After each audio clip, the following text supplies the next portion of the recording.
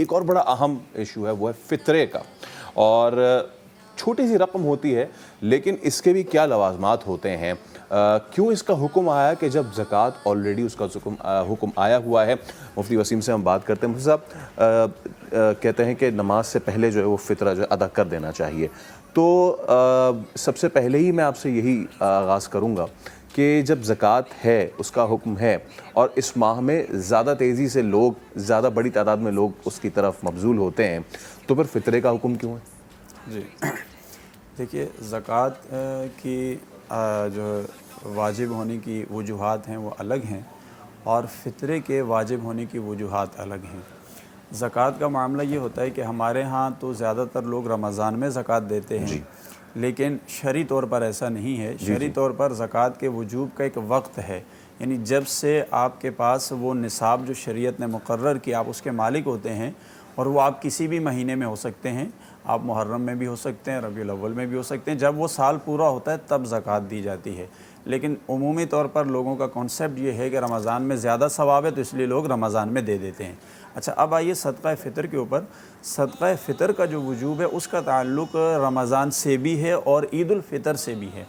حدیث پاک کے اندر آتا ہے، حضرت انس رضی اللہ تعالیٰ عنہ روایت فرماتے ہیں، آپ علیہ السلام نے ارشاد فرمایا کہ روزہ زمین اور آسمان کے درمیان معلق رہتا ہے جب تک بندہ صدقہ فطر ادا نہیں کرتا۔ اب یہ ایک وجہ یہاں حدیث میں ذکر ہو گئی کہ صدقہ فطر اس لیے واجب ہوا تاکہ یہ تمہارے روزوں کو مقام قبولیت تک لے جائے۔ دوسری وجہ بھی حدیث پاک میں بیان ہوئی، حضرت ابن عباس رضی اللہ تعالیٰ عنہ روایت کرتے ہیں، آقا علیہ السلام نے فرمایا کہ بندے سے روزے کی حالت میں جو بھی لغو کام ہو جاتے ہیں، جس سے روزے کی طہارت میں فرق آ جاتا ہے، کمی آ جاتی ہے، فرمایا جب صدقہ فطر ادا کرتا ہے تو اس سے روزہ مکمل طہارت کے ساتھ قبول ہو جاتا ہے، یعنی وہ روزے کی کمی صدقہ فطر سے ادا ہو جاتی ہے۔ اور تیسری بات آپ علیہ السلام نے یہ ارشاد فرمائی کہ اس سے جو مساکین ہیں، جو ضرورت مند افراد ہیں، ان کے لیے بھی خوشی کا سامان ہو جاتا ہے۔ اب خلاصہ یہ ہوا کہ روزوں کی قبولیت کے لیے صدقہ فطر رکھا، روزوں کی طہارت کے لیے رکھا، جو کمی ہو جاتی ہے انسان چونکہ بشری تقاضوں کے تحت اس میں کوتاہی کر لیتا ہے، اور تیسرا یہ کہ مساکین ضرورت مند لوگوں کو عید کی خوشی میں شامل کر لیا جائے۔ یہ تین وجوہات ہیں۔ اچھا، اب صدقہ فطر کی جو ادائیگی کا وقت ہوتا ہے وہ مسنون طریقہ یہ ہے کہ عید الفطر سے پہلے ادا کر لیا جائے۔ بالفرض کسی شخص نے ادا نہیں کیا تو بعد میں بھی یہ قضا نہیں ہوا بلکہ اسے ادا ہی کرنا ہے، اور جب تک ادا نہیں کرے گا اس کے ذمہ واجب رہے گا۔ بعض دفعہ ایسا بھی ہوتا ہے لوگ پہلے ادا کر لیتے ہیں، تو پہلے ادا کرنا بھی زیادہ مناسب ہے، کیونکہ اس کا مقصد ہی یہ تھا تاکہ جو عید الفطر میں لوگ خوشیوں میں شریک نہیں ہو سکتے ان کی ضرورتوں کو پورا کر لیا جائے اور وہ عید کی خوشیوں میں شریک ہو جائیں۔ اچھا، اب اس میں ایک سوال یہ آتا ہے کہ یہ جو صدقہ فطر ہے اس کی مقدار کا تعین کیسے کیا جاتا ہے، یہ ایک بڑا سوال ہے اور اس کو سمجھنا بھی چاہیے ہمیں۔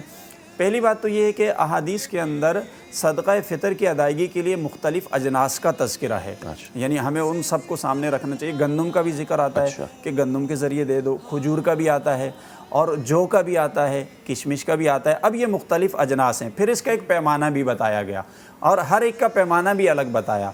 گندم کے لیے جو پیمانہ بتایا گیا تھا وہ تھا آدھا سا اس وقت ایک پیمانہ ہوتا تھا، اور جو کھجور ہے، کشمش ہے اور جو ہے اس کے لیے فرمایا گیا 1 سا پیمانہ ادا کیا جائے۔ اچھا، اب لیٹسٹ جو ہمارے ہاں جو پیمانے ہیں اس کے اندر جب کنورٹ کرتے ہیں تو جو سا پیمانہ تھا وہ 4 کلو کے برابر ہے، 4 kg، ٹھیک ہے۔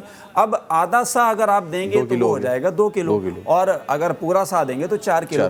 اچھا، گندم کے بارے میں حکم یہ آیا کہ آدھا سا دینا ہے، یعنی 2 کلو، اور کھجور کشمش کے اور جو کہ اس میں چلے جائیں گے تو وہ 4 کلو۔ اچھا، اب آسانی کے لیے ہمارے علماء کرام اور فقہائے کرام یہ کرتے ہیں کہ وہ اس کی رقم نکال لیتے ہیں۔ اب ہر سال ظاہر ہے اس کی قیمتوں کا تعین الگ الگ ہوتا ہے، تو وہ رقم نکال کر آسانی کے لیے اس کو پبلک کر دیتے ہیں تاکہ لوگ اس سے ادا کر لیں۔ لیکن یہاں ایک اور اہم چیز ہے جس کو میں چاہوں گا کہ ہمارے ناظرین سمجھیں، چونکہ مختلف اجناس کا ذکر ہے، اب قیمتیں نکالیں گے تو فرق آئے گا۔ گندم کے حساب سے جب اس سال ہم نکالتے ہیں تو وہ 170 روپے بن رہا ہے، جو کے حساب سے نکالتے ہیں تو 480 روپے بن رہا ہے، किशमिश के खजूर के हिसाब से निकालते हैं तो 1600 रुपये रकम बन रही है। ठीक है। अच्छा, किशमिश के हिसाब से निकालते हैं तो 2800 रकम बन रही है।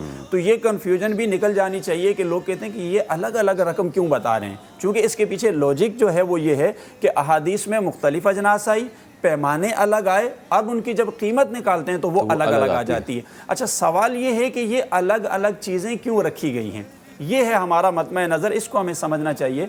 चूँकि दीन इस्लाम ये चाहता है कि लोग जो ज़रूरतमंद हैं उनकी ज़रूरत को ज़्यादा से ज़्यादा पूरा किया जा सके। अच्छा, लोगों की माली हैसियत अलग अलग है, हर एक की माली वसअत और गुंजाइश अलग अलग है, इसलिए अलग अलग मिक़दारें रखी गई ताकि हर शख्स अपनी माली वसअत के मुताबिक सदका फ़ितर अदा करे। अच्छा, इसमें हमें बहुत ज़्यादा जो मुशाहिदा और तजर्बा रहा, तो लोगों से, अपनी आवाम से शिकवा है कि वो आखिरी स्टेज पर रहते हैं और वो गंदम के हिसाब से ही सदका फ़ितर देने को तरजीह देते हैं। हालांकि ऐसा नहीं है, मैंने आपको बता दिया कि अहादीस में मुख्तलिफ अजनास का तज़किरा है और ये इसीलिए किया गया कि हर शख्स अपनी माली गुंजाइश के मुताबिक दे। अब जिसकी गुंजाइश गंदम के मुताबिक है वो ठीक है, 170 रुपये के हिसाब से दे दे, लेकिन जिसको अल्लाह ने ज़्यादा गुंजाइश दी है वो 480 जो के हिसाब से दे, जिसकी उससे भी ज़्यादा की गुंजाइश है वो 1600 के हिसाब से। समझने के लिए ऐसा कर लें कि मिनिमम जो है वो अगर कोई देना चाहे तो वो 170 तक दे सके। वैसे इस साल के क्या मामलात हैं? इसी साल की रकम मैंने ये आपके सामने अर्ज की है कि 170 रुपये गंदम के हिसाब से है, 480 जौ के हिसाब से, 1600 खजूर के हिसाब से और 2800 किशमिश के हिसाब से है। लेकिन यहाँ मैं ये कहना ज़रूर चाहूँगा कि लोग ज़्यादा तरजीह गंदम को देते हैं, ऐसा नहीं करना चाहिए। थोड़ा एक मिसाल से समझ लें, ये एक वाजिब है, हमें अदा करना है और इससे हमारे रोज़ों की तहारत है, लेकिन इसमें दूसरों के लिए फ़ायदा रखा गया। तो अब देखें, जैसे कुर्बानी का मौका आता है, ईद उल अज़हा, अब कुर्बानी भी एक वाजिब है, बिल्कुल इसी तरह जिस तरह सदका फ़ितर वाजिब है। अच्छा, वहाँ भी ये है कि आप वाजिब अदा करने के लिए अगर बिलफ़र्ज़ आप एक कोई मामूली सा जानवर ले आएँ तब भी आपका वाजिब अदा होगा, आप एक बड़े जानवर में हिस्सा डालते हैं तब भी आपका वाजिब अदा होगा। लेकिन होता क्या है कि लोग महंगा तरीन जानवर लाते हैं, 2 लाख का, 3 लाख का, 10 लाख का लाते हैं। जब वजह पूछी जाती है तो क्या जवाब होता है कि भाई हम चाहते हैं कि इस वाजिब को अच्छे तरीके से अदा करें, इसलिए हम अच्छा जानवर लाए, महंगा जानवर लाए। तो कॉन्सेप्ट क्या है कि अच्छे तरीके से अदा करें।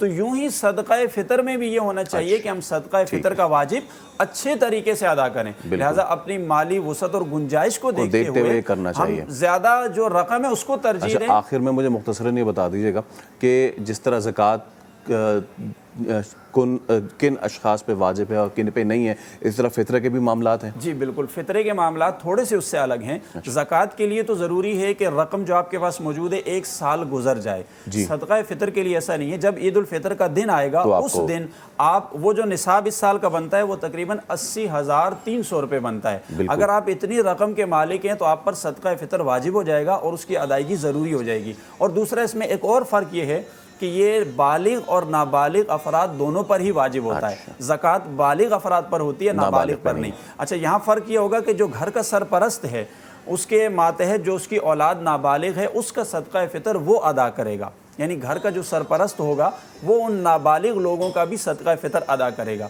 जबकि ज़कात में ऐसा नहीं होता। और अगर किसी के वालिदैन हैं जो कि बूढ़े हैं तो वो भी उनका फिर अदा करेगा? मतलब औलाद वालिदैन का नहीं अदा करेगी, बालिग होने के बाद तो हर शख्स खुद जिम्मेदार है। जैसे नाबालिग की बात, जैसे अगर वालिदा हैं और वो जाहिर सी बात है अपना वो तो कोई काम करती नहीं है, तो फिर उनके क्या मामलात होंगे? जी, वो अगर उनके पास निसाब के मुताबिक रकम है तो तभी वाजिब होगा ना, तो वो उससे अदा करें। अच्छा, उनकी इजाज़त से उनके बेटे, उनके शोहर, दीगर अफराद भी दे सकते हैं। और इसमें जिंदा और मुर्दा होने के क्या, जैसे अगर किसी के वालिद नहीं है, ये सिर्फ जिंदा अफराद ही के लिए है। अगर किसी का वालिद फोत हो गया है, नाबालिग बच्चे हैं, दादा जिंदा है, तो फिर शरीयत ये कहती है कि दादा को चाहिए वो पोते और पोतियां जो नाबालिग हैं उनकी तरफ से सदका फ़ितर अदा करें। एक सवाल यहाँ पर ये ज़रूर है कि ये सदका फ़ितर की रकम किस को दी जाए।